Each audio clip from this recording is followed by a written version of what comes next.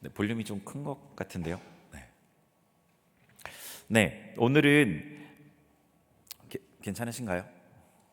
네, 볼륨을 조금만 조정해 주시면 좋을 것 같아요. 예. 오늘은 실제 믿음 세 번째 시간입니다.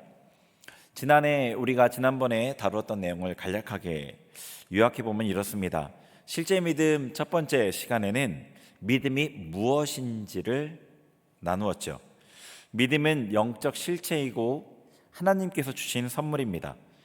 믿음으로 우리는 하나님의 천지창조, 예수님의 십자가와 같은 성경의 진리를 믿을 수 있습니다.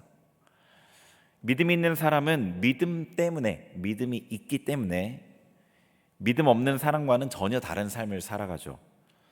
믿음의 사람 아벨이 드린 예배를 예로 들어 살펴봤습니다. 그리고 실제 믿음 두 번째 시간에는 성도에게 있는 믿음이 다 같은 것이 아니라는 것을 보았죠. 각자 다른 크기의 믿음을 가지고 있습니다. 믿음이 큰 사람은 넉넉한 삶을 살고 믿음이 작은 사람은 불안하고 시달리는 삶을 살게 됩니다. 그 예로 감옥에 갇힌 베드로를 위해 기도한 여자아이 로데와 함께 기도했던 다른 성도들을 비교해서 살펴봤죠. 그래서 믿음이 크다는 것이 너무 중요한데 어떻게 믿음이 자라는지도 살펴봤습니다. 그리스도의 말씀을 듣고 순종함으로 자랍니다. 그리스도의 말씀이죠. 믿음의 차이는 단지 믿음이 자라고 자라지 못하는 문제만은 아닙니다. 믿음이 후퇴하기도 하기 때문입니다. 히브리서 10장 38에서 39절에 보면은 이 내용이 나와 있는데요. 같이 읽어보겠습니다. 시작. 나의 의인은 믿음으로 말미암아 살리라. 또한 뒤로 물러가면 내 마음이 그를 기뻐하지 아니하리라 하셨느니라. 우리는 뒤로 물러가 멸망할 자가 아니요 오직 영혼을 구원함에 이르는 믿음을 가진 자라. 아멘. 나의 의인은 믿음으로 말미암아 살리라. 뒤로 물러가면 믿음이 뒤로 물러가는 경우도 있다는 거죠. 믿음이 뒤로 물러가면 크기로 말하자면 작아지는 상황을 피해야 믿음이 자라는 게 가능하겠죠. 제 말이 이상하게 들리시나요 혹시?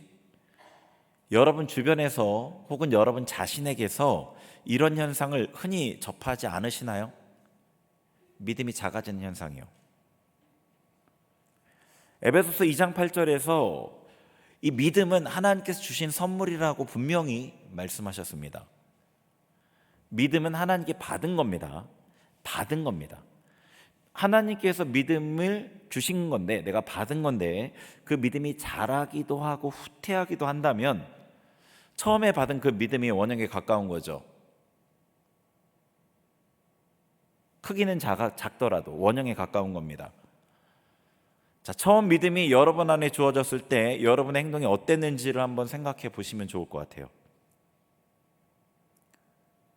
하나님께 처음 믿음을 받았을 때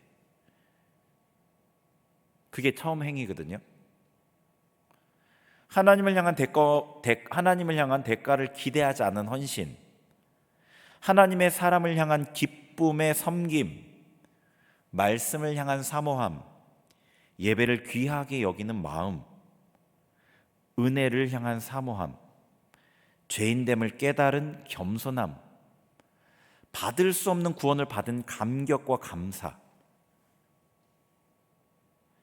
지금 여러분의 행동과 비교하면 어떤가요? 믿음이 자랐나요? 줄어들었나요? 믿음이 자라는 것만큼 믿음이 줄어드는 현상도 우리는 주변에서 볼 수 있습니다.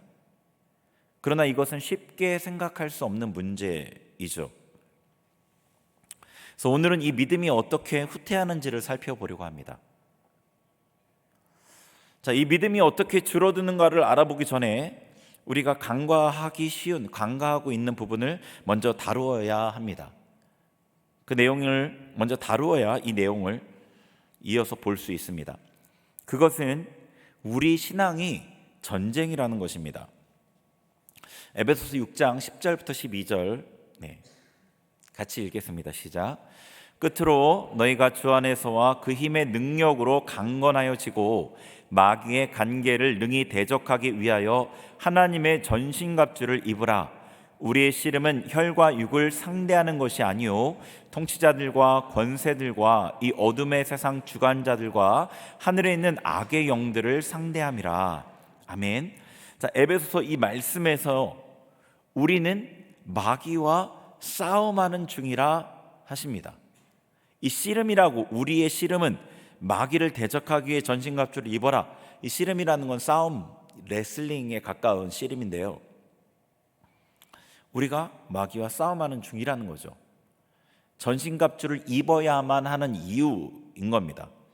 개인적으로는 싸움이고 씨름이고 예수님을 머리로 한 전체 성도의 관점에서는 전쟁이죠. 지금 우리는 마귀와 전쟁 중인 겁니다.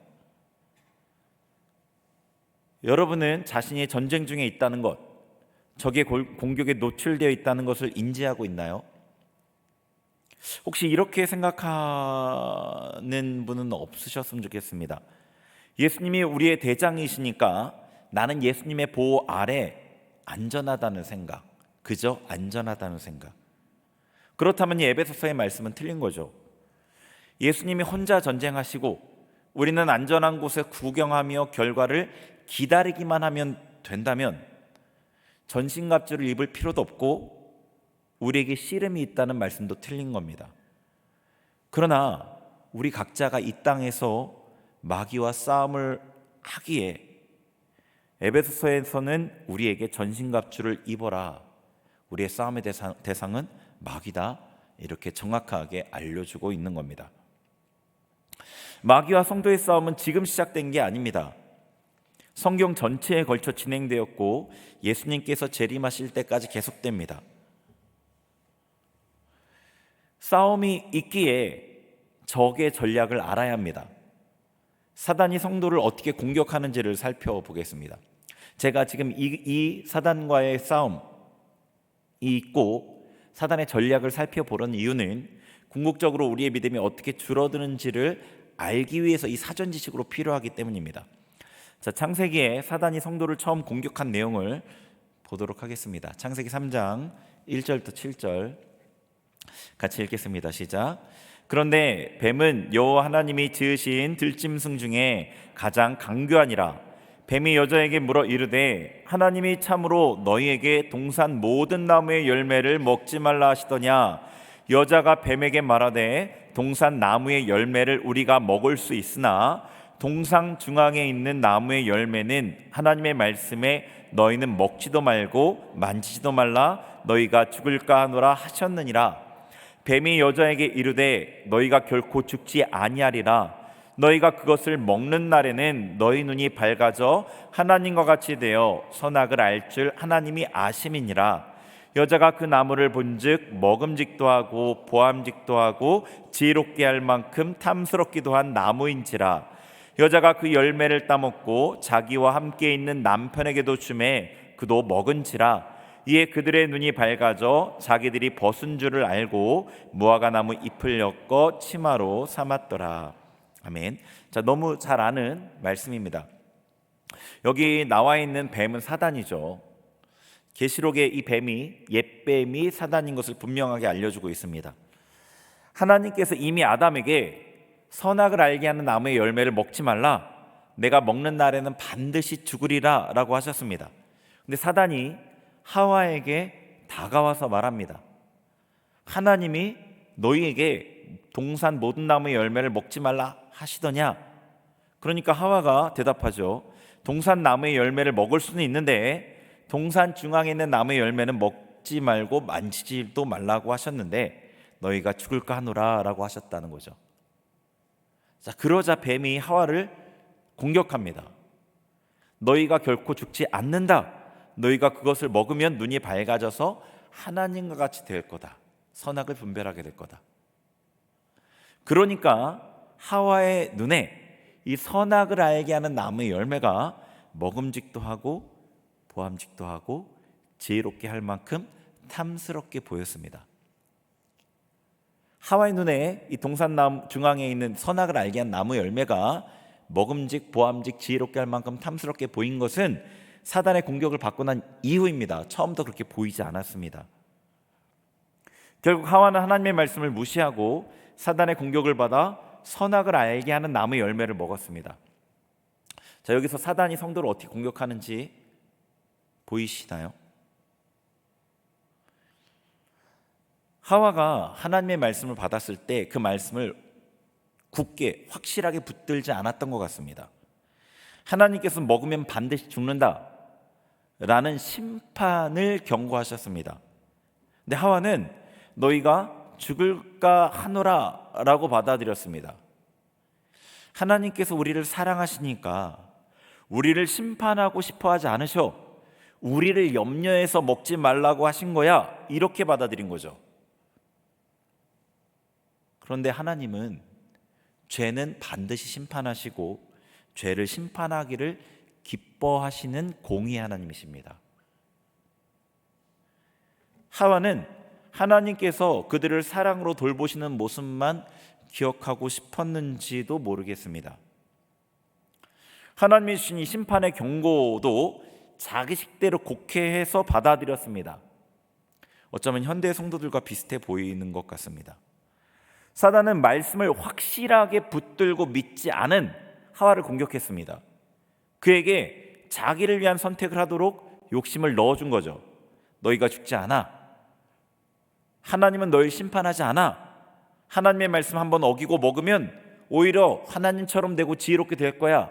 너가 행복해질 거야.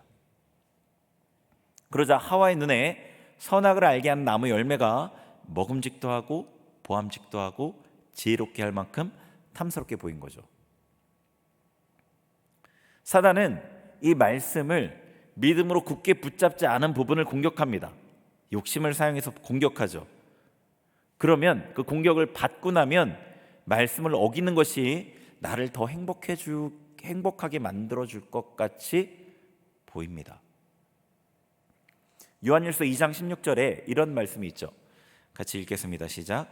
이는 세상에 있는 모든 것이 육신의 정욕과 안목의 정욕과 이생의 자랑이니 다 아버지께로부터 온 것이 아니요 세상으로부터 온 것이라. 아멘. 자, 육신의 정욕과 안목의 정욕과 이생의 자랑은 세상으로부터 온 것입니다. 사단은 세상의 왕이죠. 사단에게 속한 것이고 사단은 이걸로 성도를 공격합니다. 사단의 공격을 받은 하와에게 선악을 알게 하는 나무 열매가 먹음직도 하고 보암직도 하고 지혜롭게 할 만큼 탐스럽게 보였다는 것은 정확히 육신의 정욕과 안목의 정욕과 이생의 자랑을 향한 욕심입니다. 사단은 지금도 이렇게 우리를 공격합니다. 사단이 성도를 공격하는 예를 하나 더 보겠습니다. 이스라엘인데요. 본문 앞부분에 히브리서 3장 8에서 11절에서 사단에게 공격받은 이스라엘에 대해 말씀하십니다. 공격을 받고 진 거죠. 이 시편 말씀을 인용한 건데요. 한번 히브리서 3장 8절에 11절 같이 보겠습니다. 시작. 광야에서 시험하던 날에 거역하던 것 같이 너희 마음을 완고하게 하지 말라. 거기서 너희 열조가 나를 시험하여 증언하고 40년 동안 나의 행사를 보았느니라. 그러므로 내가 이 세대에게 노하여 이르기를 그들이 항상 마음이 미혹되어 내 길을 알지 못하는도다 하였도다. 내가 노하여 맹세한 바와 같이 그들은 내 안식에 들어오지 못하리라 하였느니라. 아멘. 자, 이스라엘 백성은 출애굽하고 40년간 광야에서 생활했습니다. 9절에서 보면 9절 한번 보여주세요. 이스라엘 백성이 광야 생활 기간에 하나님을 시험하고 하나님께서 행하신 일을 보았다고 하십니다. 그런데 10절에 그들의 마음이 미혹되어서 하나님의 길, 하나님의 법을 알지 못한다고 하십니다. 이스라엘 백성이 시내산에서 하나님의 말씀도 받고 광야 생활 동안에 하나님이 하신 일도 봤는데 하나님의 길을 알지 못하게 된 이유는 그들의 마음이 미혹됐기 때문이죠. 이스라엘의 마음을 미혹한 누군가가 있습니다. 마음이 미혹이 됐습니다. 미혹한 누군가가 있는 거죠. 성도를 미혹하는 자는 누구입니까? 계시록 20장 10절에 같이 읽어보죠. 시작. 또 그들을 미혹하는 마귀가 불과 유황못에 던져지니 거기는 그 짐승과 거짓 선자도 있어 세세토록 밤낮 괴로움을 받으리라. 아멘. 그들을, 이 성도입니다. 마귀는 성도를 미혹합니다. 이스라엘 백성이 광야를 지내는 동안 마귀는 그들을 미혹했습니다. 성경에서 분명 그 마귀라는 존재의 이름이 드러나진 않지만 마귀가 이스라엘을 미혹했고 그 결과로 그들은 하나님의 법을 버렸습니다. 히브리서 4장 2절 한번 들어보세요. 제가 읽어보겠습니다. 그들과 같이, 그들은 이스라엘 백성입니다. 그들과 같이 우리도 복음 전함을 받은 자이나, 이스라엘 백성이 복음을 받았다고 합니다. 그 말씀이 그들에게 유익하지 못한 것은 듣는 자가 믿음과 결부시키지 아니함이라.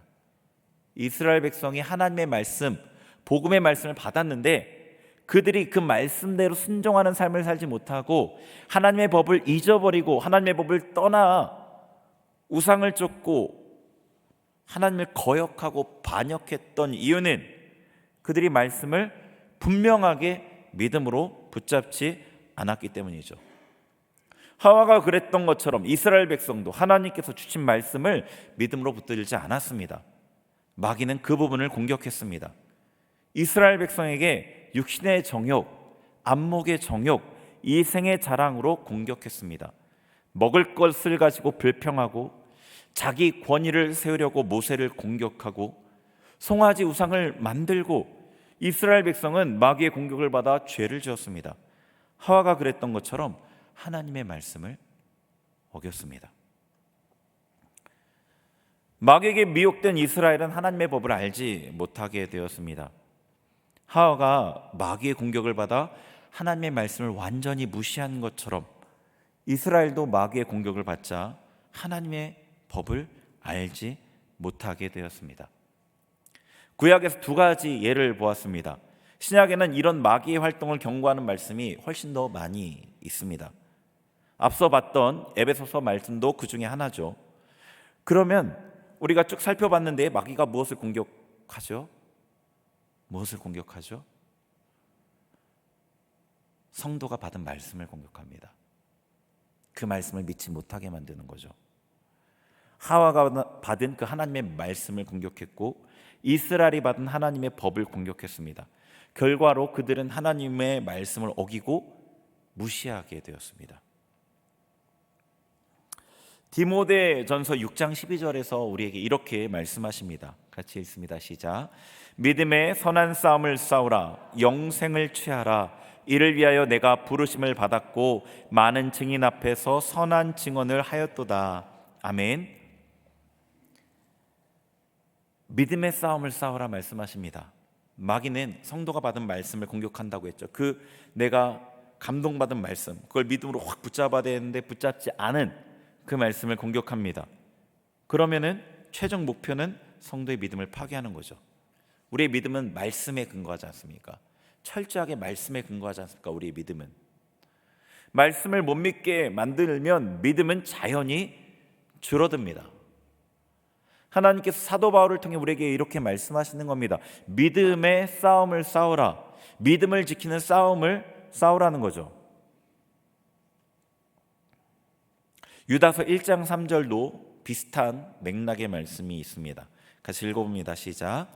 사랑하는 자들아, 우리가 일반으로 받은 구원에 관하여 내가 너희에게 편지하려는 생각이 간절하던 차에 성도에게 단번에 주신 믿음의 도를 위하여 힘써 싸우라는 편지로 너희를 권하여야 할 필요를 느꼈노니. 아멘. 자, 유다 사도가 이 편지를 받아들인 성도에게 편지를 보내려는 간절한 마음이 있었습니다.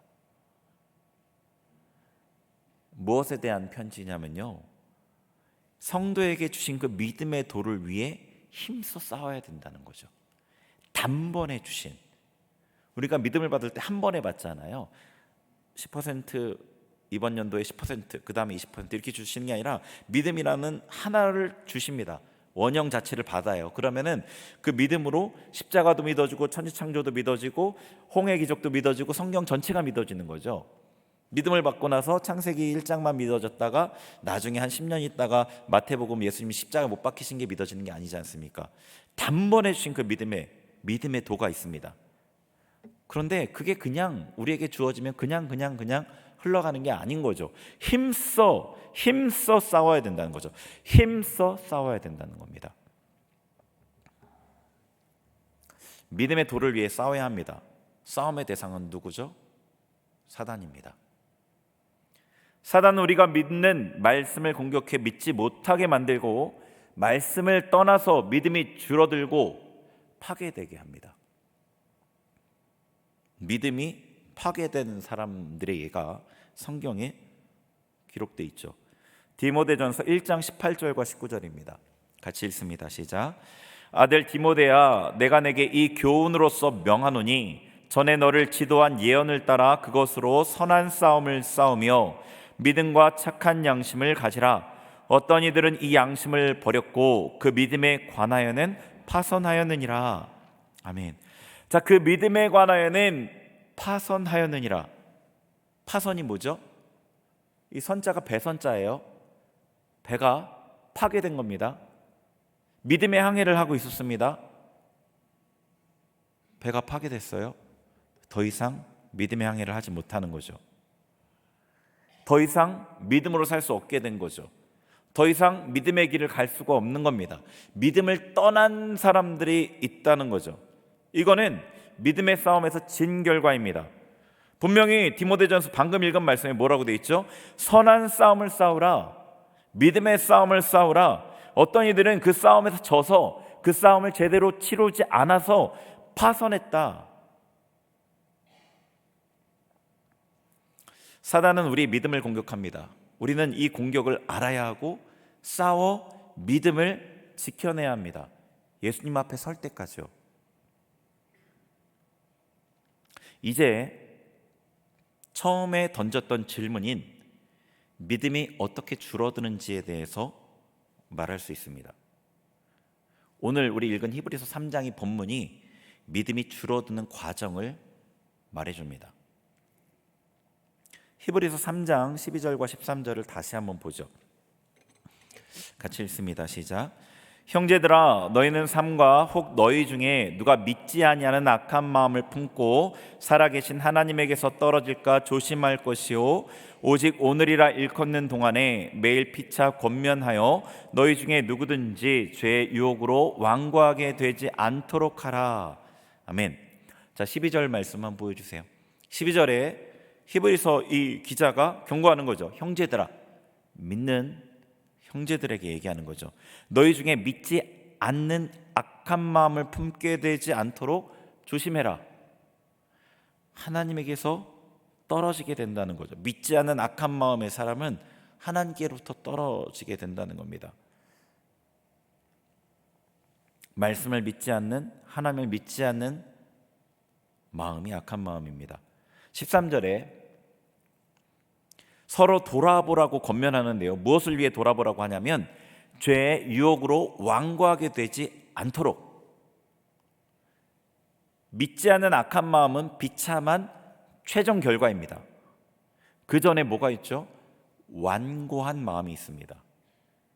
완고한 마음은 죄의 유혹으로 생긴 마음입니다. 과정이 보이시죠? 제일 먼저는 죄의 유혹이 있습니다. 사단의 공격이죠. 사단이 죄로 성도를 유혹합니다. 하와를 유혹했던 것처럼 사단이 성도에게 다가와서 육신의 정욕과 안목의 정욕과 이생의 자랑으로 유혹합니다. 제일 먼저 죄의 유혹이 있습니다. 말씀을 분명하게 붙들지 않은 성도가 사단의 유혹을 받아들입니다. 하나님의 말씀에 분명히 심판을 경고했으나 하나님 하와가 그랬던 것처럼 하나님은 단지 우리를 걱정하시는 거야 라고 위안하며 마음으로 죄를 품습니다. 형제를 미워하는 것은 살인이라고 얘기하셨는데도 그냥 미워하는 거죠. 야고보서 1장 14절 15절 같이 읽습니다. 시작. 오직 각 사람이 시험을 받는 것은 자기 욕심에 끌려 미혹됨이니 욕심이 잉태한즉 죄를 낳고 죄가 장성한즉 사망을 낳느니라. 자, 먼저 욕심이 있습니다. 욕심을 내가 품는 거죠. 잉태합니다. 그러면은 결국에는 죄를 짓게 됩니다. 죄를 짓고 돌이키지 않고 반복해서 죄를 짓고 습관적인 죄가 되면 죄가 장성해집니다. 그 사람 안에 자리를 잡고 자라갑니다. 죄를 짓는 중에 분명히 성령께서 감동하시고 경고하시죠. 그러나 거절하며 죄를 반복해서 선택합니다. 마음이 완고해집니다.